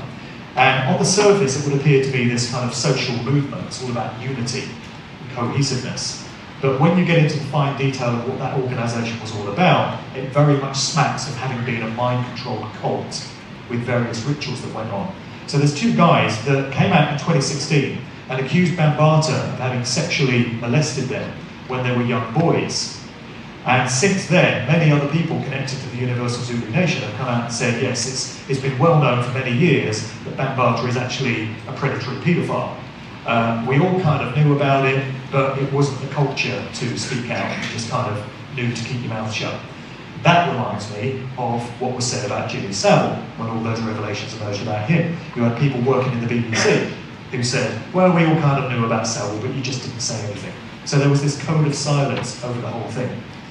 And the accusations against Bambaataa have, tainted my perceptions of this guy that is held up as a hero of that scene. So if one of the pioneering forces behind an entire art form and an entire genre is not who you thought he was, then maybe the entire scene itself is not what you thought it was. And maybe there's far more to know about its roots. And Bambaataa in his stage performances flashes up many of these familiar hand signals, and his regalia and his decor is all steeped in Freemasonic and mystery school stuff, So more visual indicators of what he's all about. And another cultural hero coming out of hip-hop would be KRS-One. Commonly held up as a conscious rapper, he's supposed to be someone that imparts meaningful messages through his music. In the wake of the Bambaataa scandal, he was asked for his reaction on it, and he basically said, I don't give a fuck. I don't care what he did. It doesn't take anything away from the man. He's saying, you can't judge his contributions to hip-hop on this, and I don't really give a fuck, which could be taken to be quite an insensitive reaction to accusations of child molestation. Around about the same time, there was a video that emerged of somebody asking KRS-One at this public rally, are you a Freemason? And KRS-One says, I'm not a Mason, but I've studied Freemasonry, I know many Freemasons, and they trust me with their secrets. Well, I've never been a Mason myself, despite what some might tell you. But my understanding is you're either a Mason or you're not. And these groups have oaths of secrecy that are to be contained within their order and not divulged to those outside of it. So how you could not be a Freemason but be trusted with their secrets, I don't quite understand. But anyway, in this particular event, he flashes up a familiar hand signal, which is connected with Freemasonry, so we can all make of that what we will. But all of this has served to tarnish the whole official story of how the hip-hop scene came about in my mind, And again, I think we just have to be mature about these things. And many of these personal heroes that we have and these scenes that we've held very dear to our hearts, when information comes along to suggest that we may have been misled, we just have to be grown up enough to acknowledge that this may well be the case and not hang on to youthful nostalgia. Just be prepared to reevaluate your perspective on things. Kanye West and Jay-Z pretty much let you know what they're all about. Alright, so I'm going to start to wrap up now.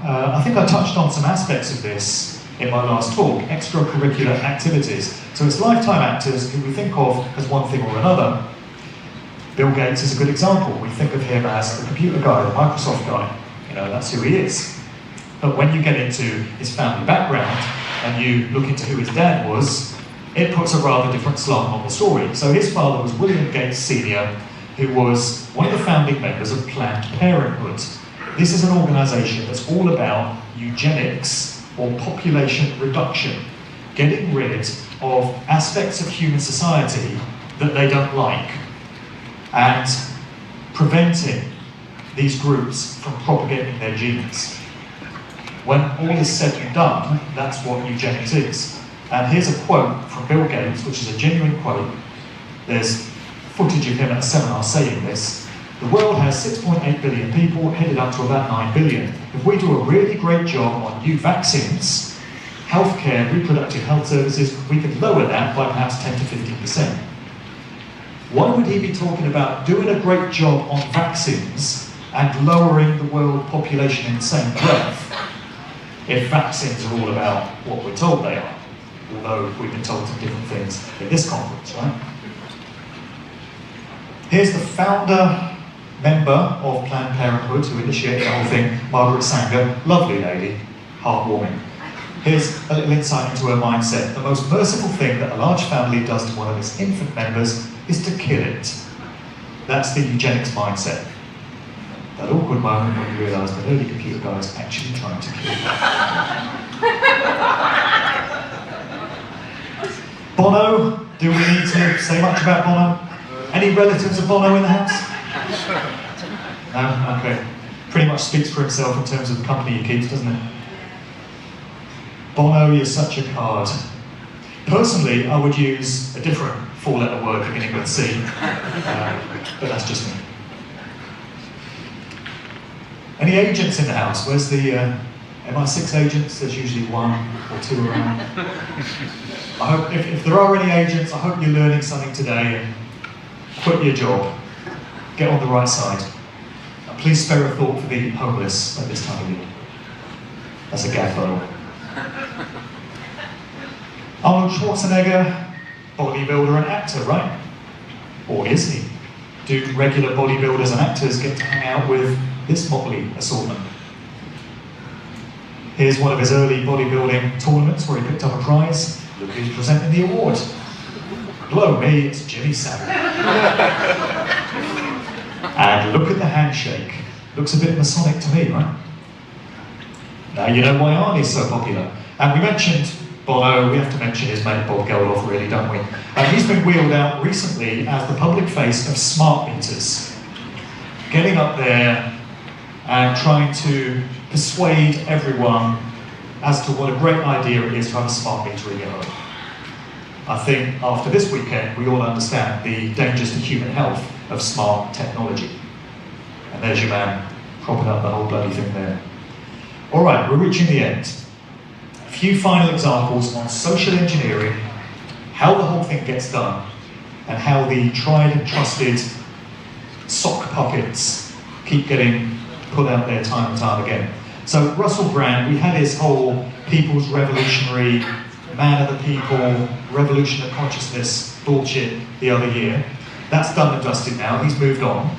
So more recently, we had the announcement that he was expecting a child. And he told the press that he's going to raise his child gender neutral.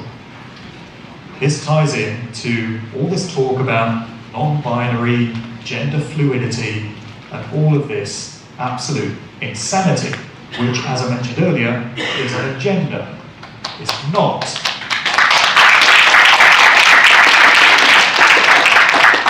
It's not individuals making lifestyle choices for themselves off their own backs. It's not what we're talking about. We're talking about coordinated agendas to get these ideas and these attitudes firmly embedded in the public mindset and to get most people too afraid to speak out or say anything vaguely critical about them for how they'll be ostracised by all of society. That's what it's about. And they're using all these characters to help reinforce the whole thing. This is a grime artist. Grime is kind of a variation on UK hip-hop coming out of East London.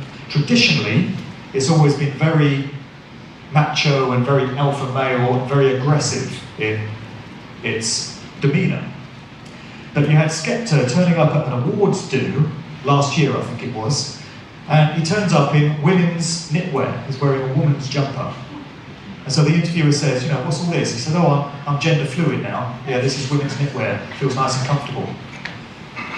If he'd said that 10 years ago, he'd have been laughed off the scene and he would never be taken seriously again. But what's happened in the course of the last 10 years is this agenda has been successfully cultivated into the public mindset and people have been entrained to just be completely accepting of all this talk of gender fluidity and all these bloody stupid pronouns that we're supposed to now use to address people and how we can't offend someone by saying the wrong thing, political correctness and all this absolute bollocks, which is straight out of the social engineer's toolbox. Another example of it, a rapper, wait for it, by the name of Young Thug. I'm not making this up, that's his artist name. He appeared in a promotional photo dressed up as Little Bo Peep in a friggin' dress. And it's all part of the same agenda. There's been an agenda to homosexualise the hip-hop scene in the United States. Again, this isn't any kind of statement on anyone's individual lifestyle choices, it's an agenda. So you now have gay rappers coming out, you have rappers who say they're bisexual, and this never would have happened 10 or 15 years ago either, because society hadn't been entrained to accept it by that point. But because of the slow drip, incremental effect of getting this stuff slowly normalised, this is what they can now get away with. Rappers called Young Thug doing promotional photos in a dress and still having a career afterwards. So, this pretty much sums up, I think I made this statement earlier, but again, it just reinforces why I do this and why it's important for this information to get out. When you learn about how lifetime actors and culture creation work, the question becomes, are you happy you were duped and taken into confidence by these people, and would you like more of it?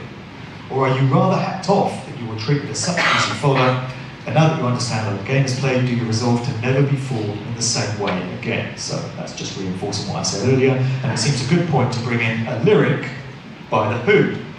The Who, from my research, would appear to have been connected to British military intelligence, MI6, like the Beatles, like the Rolling Stones, like so many of these other groups. So I'm not saying the Who were individuals that you should idolise, I'm just saying that every now and again you get a lyric from one of these groups that really hits home, and it probably comes from a place of deep inside knowledge. So in their song, Won't Get Fooled Again, there's nothing in the streets that looks any different to me, and the slogans are replaced by the by, and the parting on the left is now the parting on the right, and the beards have all grown longer overnight. Smile and grin at the change all around, pick up my guitar and play, just like yesterday. Then I'll get on my knees and pray we don't get fooled again. Just in parting then, one of the things that people often challenge me on, I get emails about this from time to time, is they'll say, you spend all this time telling us about these groups and where they came from, and their connections to the military, how mind control works, how sound frequencies can be manipulated. How is it that you can still listen to this music? How can you still enjoy it? Well, to my mind, some of the best music comes from the most obviously controlled groups. I love the Beatles music. I like a lot of the Doors stuff. I like a lot of Rolling Stones stuff. I like a lot of Who stuff. I like a lot of Led Zeppelin stuff. And people might say, well, you know, there could be great harm being done to you through listening to this music. So there's two responses to that. First off, that's my individual personal choice. I don't want to live in a world where I can't listen to any music. That would be intolerable and unbearable to me because I've always been a music guy. So I make the personal choice to still have music in my life. Others might disagree. Other people might make a different personal choice and choose to throw it all out and never listen to any of that old albums again. And that's up to each individual to make that choice for themselves. But the second way of answering the question brings to mind a response that David Icke often gives to a question that he often gets. Bear with me here because there's a connection. So a lot of people say to David Icke, and it doesn't matter what you might think of David Icke, you know, it's the words and the statement here that's important. They say to him, how is it that you've not been taken out? How is it that you've been able to stand up there on public stages for so long and put out this information and nothing's happened to you? You've not been knocked off. The answer he gives is always the same. He says, they don't kill me because they can't, because I won't let them. What he's speaking to is another theme that we've had from other speakers in this conference, which is we create our own reality that we experience with our thoughts and our will and our intent. What he's saying is he won't envisage, imagine, allow to come into physical manifestation a situation where he can be knocked off, because he doesn't choose that. He chooses to be able to continue what he's doing, and so that's what he manifests. That relates to this question then of how you can still continue to listen to this music. I'm of the view that when you understand how the game is played, when you understand how the mind control is done, the old tricks, the old spells no longer work. Now you've broken the mind control, you can continue to listen to the music for the music's sake if you choose to. And if you envisage a situation where you're not going to be negatively affected in any way by what you choose to listen to, you're just going to get the enjoyment out of it, that's the reality that you're going to manifest for yourself if you're applying the consciousness correctly. That's the way I see it. Makes sense to me and it works for me. So, no more heroes has to be the mantra to take away from this. We don't know who these people are. Time and time again, they disappoint, they let us down. So you can enjoy the output, but let go of the heroes. This is a slide that I often finish up on. It doesn't make sense to people out of the UK always, because they don't know about the two Ronnies. So when I'm in America, I finish on this one. Thank you for listening.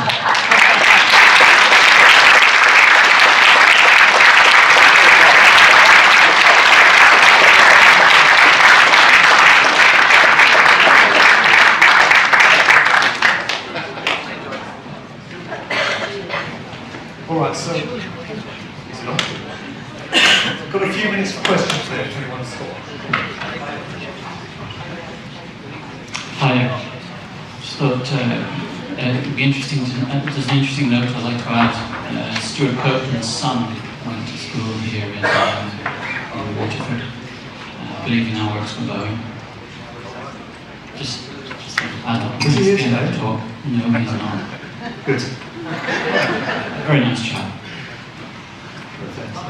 Hi Mark, just actually someone mentioned it to you last night about cultural creation and social engineering, and with Facebook, their artificial intelligence division, Oculus, which they're very, very discreet about. Like, you've got to get pretty high up the food chain with them to even be brought in on the projects. But a lot of people aren't aware that when within Facebook, they use projects through their artificial intelligence division, Oculus, to bring about social engineering and to see how the public react. There was one leaked a few years ago where they deliberately went out of the way to make people depressed, and they had over 400,000 accounts giving nothing but bad news for several days in a row. So, just asking, are you aware of the artificial intelligence that both Google and Facebook have? Because they often do these projects where they'll actually deliberately make people depressed with bad news, bleak news, and then they feel more depressed or upset or incomplete, and then they're able to get more effective advertising and make more advertising revenue through it. Yeah, I have heard about that, and it wouldn't surprise me that that is going on. cultivating mindsets within the public that make people put them in a negative emotional state. And it goes hand in hand with what's probably happening with a lot of the music, to be honest, with the frequencies. We're getting into 432 versus 440 hertz and all this stuff. Again, it just goes back to becoming aware of how the game is played and choosing not to be manipulated by it, and just remaining in a higher place from all of that. When you're armed with the knowledge of what's going on, you can make that decision for yourselves. It's just that most people don't have access to that knowledge. So. Question in the back there.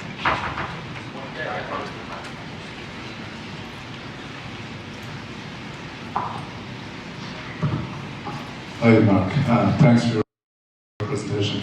Just two things came to mind as we were going through it. Being slightly devil's advocate with Jim Morrison, is there any possibility that he was just rebelling against his father? And the other one was that figure you produced, the picture of Bethany, I think you called it, with Mick Jagger, the hand up and hand on. I noticed it looked very like transgender almost. Is there a connection with what's happening with that type of symbolism, do you think? Okay, well, with Jim Morrison, it's possible he was rebelling against his dad. In interviews, he always told reporters that his parents were dead, when quite clearly they were. You just have to factor his situation in with all the other musicians of that time. And they all had military family links, as we saw. So if it had been an isolated case, you could certainly argue that he was just rebelling against his father. But I think it becomes a trend when you see all these other musicians doing pretty much the same thing.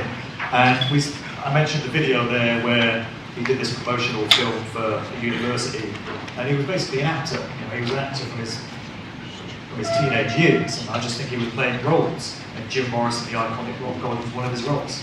To a certain extent, that's my personal opinion on it. Others might disagree, but that's where I am on that. And the thing about Mick Jagger pushing androgyny, yeah, I think he was one of the early artists that did that. And then you had the likes of David Bowie and Mark Bolan that did the same sort of thing. Annie Lennox and the Eurythmics were pushing androgynous themes, Prince. So many artists through the ages have done that, and I think it's all connected. It's all to do with these primary base instincts that Jagger is supposed to have spoken about, keeping people rooted in all of that. I don't think it's artists expressing themselves individually, I think it's all agendas. But then I tend to be a suspicious-minded guy. Thank you for that wonderful presentation. Thank you for yours. Thanks very much. So I just wanted to throw, because again, we can cover some pretty heavy stuff. I wanted to just throw another side to this, where those of us who are in positions where we have a lot of people watching what we're doing, how we can have so much fun with this too.